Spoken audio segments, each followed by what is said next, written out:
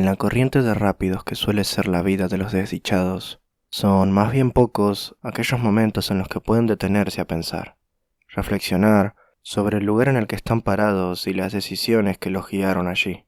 Y esa noche, Danny, apoyado sobre los bordes de uno de los lavabos de aquel baño, con la cabeza gacha y los ojos abiertos como platos, pero sin mirar a ninguna parte, tímidamente iluminado por una luz que teñía todo de un amarillo enfermo, lo intentó. Intentó, abriéndose paso en la tormenta de emociones que era en ese momento su mente, ordenar sus recuerdos como quien traza una ruta mental en un bosque virgen, perdiéndose en el proceso. Detrás de él, el sonido húmedo y explosivo de las emociones brotando del estómago de su compañero emergieron desde el interior de uno de los cubículos. De pie frente al retrete, apoyado sobre sus rodillas, se retorció hacia adelante al tiempo que una cascada verdosa brotaba de él. Cuando terminó, jadeó, recuperando el aire antes de lanzar un gemido impulsado por un fuerte dolor en su estómago. El espacio, ya de por sí reducido del cubículo, le resultó claustrofóbico en ese momento y, limpiándose el sudor, se dirigió atropelladamente hacia los lavabos. En ese momento se dio cuenta, cuando sus ojos se encontraron con los de su reflejo a través de la mugre del espejo, de que su chaqueta, camisa y pantalones estaban salpicados de vómito. Danny, en ese momento, llenaba un pozo hecho con sus manos del agua que brotaba del grifo antes de estrellarlo contra su rostro. Sebastián se acercó al lavabo junto a él, y cuando Danny se limpió los ojos, con el rostro empapado, vio a través del espejo los ojos de su compañero llenos de lágrimas antes de que éste se agachara para beber del grifo.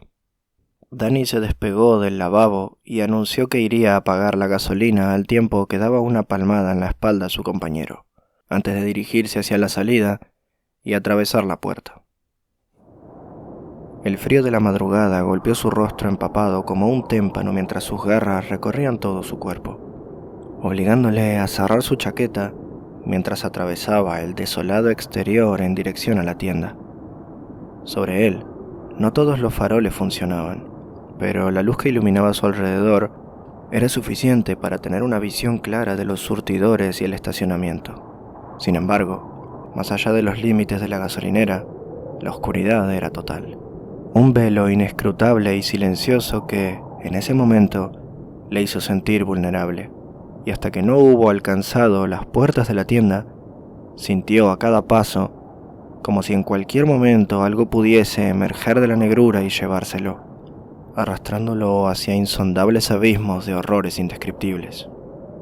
Pero finalmente abrió la pesada puerta e ingresó al interior. El calor del aire acondicionado le abrazó y solo entonces se dio cuenta de que había comenzado a sudar. El interior era, para sus cansados ojos ya acostumbrados a la tenue luz del exterior, insoportablemente blanco. A unos pasos frente a él, una joven, absorta en su teléfono, parecía ignorar su presencia tras un mostrador defendido por un muro de golosinas. A su izquierda, del otro lado de los ventanales sobre los cuales un par de mesas vacías estaban apostadas, podía ver su coche enfriándose en una de las plazas de estacionamiento, y, tras él, la oscuridad. Del otro lado, pasillos de góndolas repletas de placeres culpables terminaban en una hilera de refrigeradores. Danny llevaba varias horas conduciendo, y sabía que debería hacerlo durante varias horas más. Hacía un esfuerzo consciente por no pensar en cuánto tiempo llevaba ya sin dormir. No podía darse el lujo de descansar aún, pero el café ya no le surtía ningún efecto. El suelo del coche estaba repleto de vasos descartables vacíos que, desde hacia allá varios kilómetros, más allá de una momentánea taquicardia y contraproducentes paradas al baño, ya no le producían nada. Por lo que, en lugar de caminar hacia el mostrador y pedir otro, viró hacia las góndolas y avanzó hacia los refrigeradores por algo más fuerte. Tomaría algún energizante que le provocaría un dolor de cabeza desagradable durante un tiempo y otra taquicardia que le haría sudar, obligándole a bajar la ventanilla del coche para recibir el gélido aliento de la noche que en ese momento habría adquirido una cualidad sanadora, pero le mantendría despierto unas horas más, solo unas horas más, seguía repitiéndose. Hacía tiempo que su bienestar y lo que quedase de él al final habían dejado de ser una prioridad. Lo único que importaba era huir y seguir huyendo, alejarse y alejar a Sebastián de todo aquello tanto como su cuerpo se lo permitiese. Sebastián, mientras tanto, había tomado un rollo de papel higiénico y extraía grandes porciones de él para limpiarse los restos de vómito de su ropa, usando a su reflejo como referencia. Sabía que aquello solo serviría para quitarse los desechos, pero el olor y las manchas le acompañarían hasta que se cambiase de ropa o la lavase, y ninguna de las dos cosas sería posible en un tiempo. Pero en ese momento era suficiente. Echó una bola de papel higiénico empapada de vómito al tarro de basura bajo los lavabos y se enrolló alrededor de la mano uno nuevo, hojeando su reflejo en pos de decidir cuál sería su siguiente objetivo. Su reflejo le devolvió la mirada y señaló una pequeña mancha junto al bolsillo derecho de la chaqueta. De un tirón, Sebastián separó el papel de su mano del resto del rollo y se dispuso a limpiar esa mancha cuando de pronto se dio cuenta. Se quedó congelado en el lugar. Un sudor frío comenzó a recorrer su cuerpo y su corazón se aceleró. Dejó de oír hasta el zumbido de las luces sobre él. De pronto, aquellos baños parecieron hacerse más pequeños y, al mismo tiempo, la puerta de salida cada vez más lejana. Intentó convencerse de que lo había imaginado, que el estrés y el tropel ininterrumpido de acontecimientos que lo llevaban acosando estaban comenzando a colarse en su mente. Con un esfuerzo que le resultó titánico, haciendo acopio de todo el valor que pudo encontrar dentro de sí, ojeó fugazmente a su otro yo en el espejo y una parte de él se tranquilizó cuando vio que éste la imitaba como se suponía que debía hacerlo. La otra, sin embargo, aún permanecía alerta, escrutándolo con minuciosidad en búsqueda de cualquier detalle que no coincidiese, y por un momento no lo encontró. Pero cuando estaba a punto de convencerse a sí mismo de que la paranoia que lo gobernaba y la falta de sueño se habían aliado para jugarle una muy pesada y retorcida broma, su reflejo le guiñó el ojo. Esa fue la gota que rebalsó el vaso. Un estallido de adrenalina se expandió en menos de un segundo por todo su cuerpo y su mente colapsó bajo el peso de un único pensamiento. Debía correr.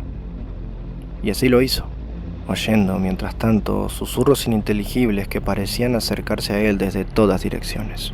Y tras unos escasos 10 pasos que le parecieron interminables, atropelló la puerta y abandonó los baños, recibiendo el impacto del frío de la noche mientras se dirigía hacia la tienda.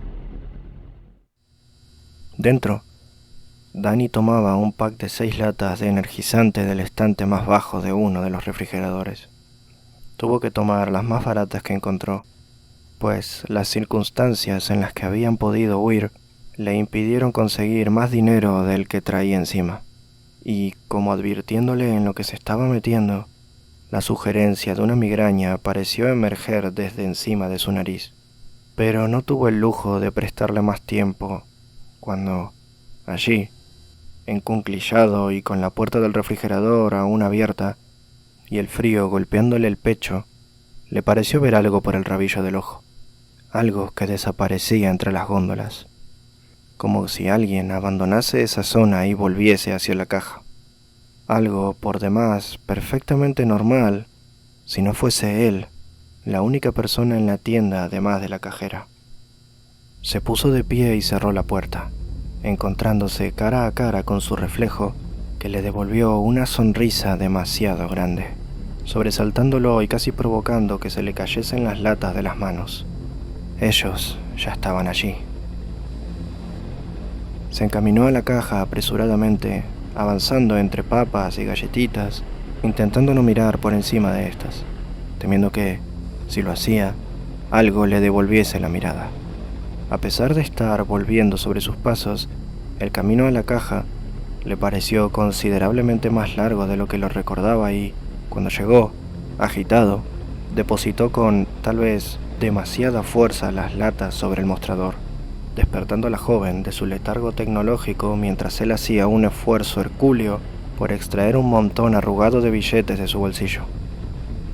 La joven le observó por un segundo que le pareció insoportablemente largo, con una mezcla de extrañeza y pena antes de, como desde debajo del agua, revelarle cuánto le debía, y tuvo que hacer un esfuerzo enorme para controlar su acelerado pulso al separar el montón que le pareció oír y arrojarlo sobre el mostrador antes de volver a tomar las latas y encaminarse al exterior sin esperar el vuelto, casi sintiendo su mirada clavarse en su espalda mientras se alejaba, murmurando para sí misma lo extraño que parecía cuando ya estaba cerca de la puerta, afirmación con la que Dani estuvo de acuerdo. De nuevo en el exterior, Dani vio a Sebastián aproximarse a toda prisa con lágrimas en los ojos y una expresión de terror, asintiendo y señalando en dirección al coche con un ademán de cabeza. El tiempo que llevaban viajando juntos y las circunstancias que les habían obligado a hacerlo, todo lo que habían sufrido, lo que habían visto y que solo ellos podían comprender, les habían hecho desarrollar un mimetismo tal que solo una mirada rápida al otro bastaba para saber exactamente lo que estaba ocurriendo. Corrieron al coche doblando la esquina de la tienda y hacia el parking, y cuando lo alcanzaron, Dani dejó las latas sobre el capó mientras lo rodeaba y con la otra mano hurgaba en su chaqueta buscando desesperadamente las llaves. Sebastián, de pie frente a la puerta del acompañante, con una mano atenta en la manilla, cometió el error de mirar hacia más allá del estacionamiento, donde debería comenzar el bosque y una muralla artificialmente delimitada de árboles deberían devolverle la mirada, pero en su lugar no vio nada. La oscuridad a escasos metros de él era tan densa que, por un momento, Sebastián sintió que el mundo entero terminaba allí, en un abismo de absoluta e inescrutable negrura silenciosa. Dani encontró las llaves y con ellas desbloqueó las puertas, lanzándose entonces ambos hacia el interior y, tras luchar con su pulso para meter la llave en la ranura, al mismo tiempo que ambos intentaban ignorar los susurros que comenzaban a oírse en el exterior. Finalmente, Dani logró encender el motor, echando rápidamente la reversa, acercándose a la oscuridad. Debajo de los susurros, Sebastián se encontró pensando que, si avanzaba mucho más, caerían por el borde del mundo y serían absorbidos por la nada. Pero no cayeron por ningún borde, porque el mundo no terminaba allí. Dani viró hacia la carretera y pronto se encontraron nuevamente contemplando el único paisaje que llevaban viendo desde no querían saber cuánto tiempo. Con el pasar de los minutos, los susurros parecieron alejarse hasta finalmente desaparecer, al mismo tiempo que, poco a poco, la noche iba recuperando sus colores habituales. Por ahora, mientras no se detuvieran, estarían a salvo. Pero ninguno de los dos se sentía a salvo. Ninguno de los dos pudo tranquilizarse del todo. Pues si el infierno en el que se habían convertido sus vidas les había enseñado algo en el tiempo que llevaban huyendo, era que ellos no se detendrían.